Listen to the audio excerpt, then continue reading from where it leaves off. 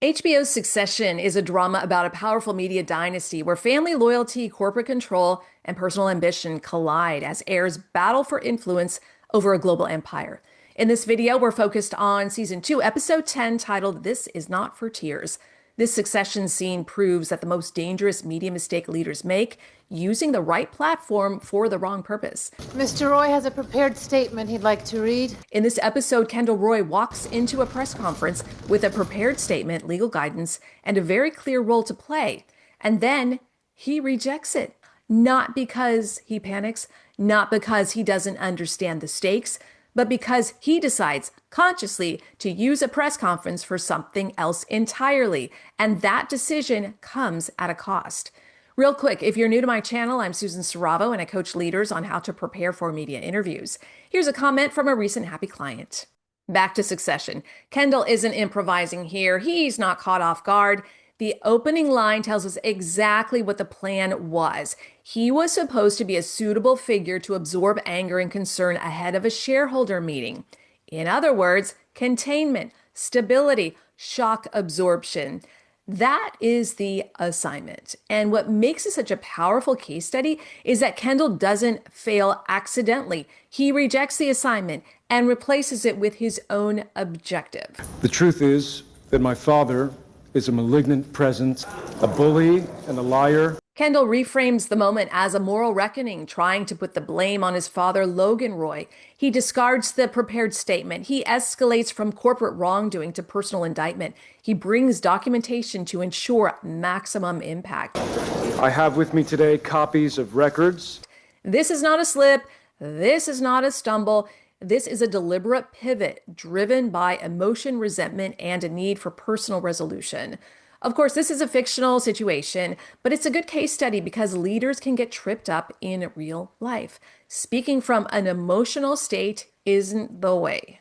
Kendall's decision imposed 4 very real costs, none of them emotional, all of them structural. Number 1, loss of message control. The company lost the ability to sequence disclosures, manage regulatory exposure, control narrative timing. From that moment on, the story belonged to everyone else. Number 2, institutional instability. The press conference didn't just accuse Logan, it undermined confidence in leadership continuity, signaled internal civil war, raised governance questions that now demanded external answers. For boards, regulators, and investors, this is the worst possible signal. Number 3, Kendall's own credibility as a leader.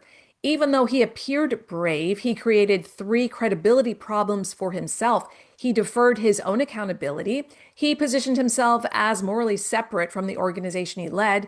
He demonstrated he would use public platforms for personal objectives, and that makes trust conditional. Number 4, escalation without control. Once he went public, there was no walk back, no recalibration, no containment. The organization moved from crisis management to crisis expansion. This is where I want to be very clear. This lesson is not about whether Kendall was right. It's not about whether Logan deserved it. It's not about bravery versus cowardice. It's about what happens when leaders use the wrong platform for their current emotion. In leadership, the cost of using the wrong platform isn't criticism, it's loss of control. Once control is gone, every stakeholder fills in the gaps themselves. Now let's talk about the real audience problem. The press was never the audience. The real audience was the board of directors, investors, employees, regulators. And every one of them was asking the same question. Is this organization still stable? Kendall answered a different question.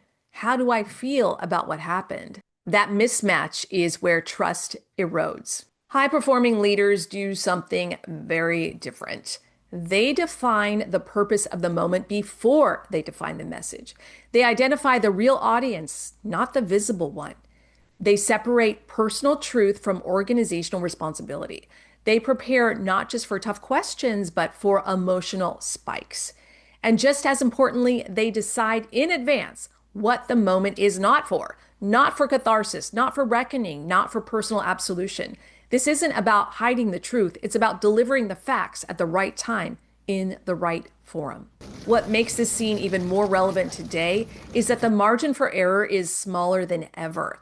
Every sentence can be clipped, every pause can be interpreted, every emotional decision can become the headline.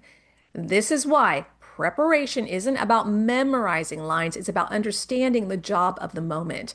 And that's exactly what I help leaders do. If you're a founder, executive, or a senior leader who represents your organization publicly and you want to show up with clarity, control, and credibility, I'll share ways to work with me below. And if you want more breakdowns like this, where we use fiction to extract real leadership lessons, be sure you're subscribed. Because history doesn't just repeat itself, it repeats itself when leaders reject the assignment and underestimate the cost.